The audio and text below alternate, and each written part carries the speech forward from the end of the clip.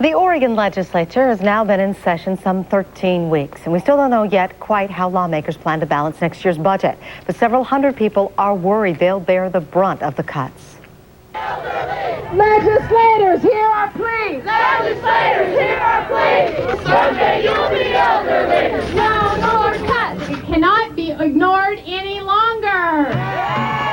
A crowd converges at the State House. In this group, state workers and low-income residents who rely on state programs whose services have been cut. So after January, I had no home or nowhere to go. It's not fair because I got medication. It cost $300, and then they cut me.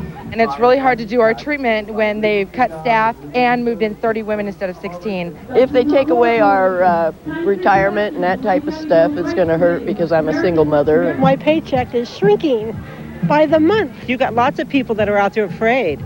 Believe me, they don't know what they're going to do. They don't have any idea. Now!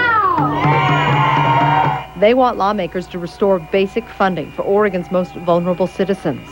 We know firsthand, as many of you do, that there is a critical long-term revenue problem in Oregon and that it cannot be ignored any longer. We forget that we're the government, and what we do, we've got to demand it of our leaders. They're critical of lawmakers who have spent most of the session wrangling with the budget deficit behind closed doors. And they're here trying to have their voices heard. What would I tell them is that they're cutting funds in the wrong place. But they really need to stop and take time to look at the big picture and see how what they're doing is affecting people. Behind-the-scenes discussions are expected to become public knowledge with a $10.6 billion budget plan for next year. The result, cutbacks that will barely fund basic operations. In Oregon's state capitol today, a demonstration about the scalebacks on public services. Concerned citizens from around the state gathered in Salem to protest state budget cuts. Marchers say the lack of funding puts kids and the elderly at risk.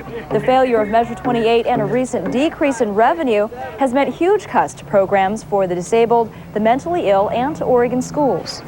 We need to solve Oregon's future. We can't just stand back from it and let this state go down the tubes. Cuts are hurting all of us, and there is funding that is hidden that we don't hear about, that they could draw on. It hurts the disabled, it hurts the mentally ill. Marchers called on the governor and the state legislature to find new revenue for state programs. More than 70 organizations took part in the rally. Hundreds of Oregonians marched to the state capitol this afternoon to protest budget cuts crippling public services. State employees braved the damp weather to march through the streets of Salem to protest state budget cuts. About 900 people started downtown and marched to the state capitol in Salem. They are calling for a stop to budget cuts to state-run programs.